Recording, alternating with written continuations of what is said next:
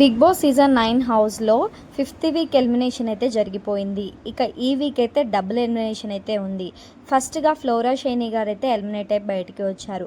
Second elimination అయితే శ్రీజ అయితే జరిగింది. ఈ ఎలిమినేషన్ అయితే నాకైతే అన్ఫెయిర్ అనిపించింది.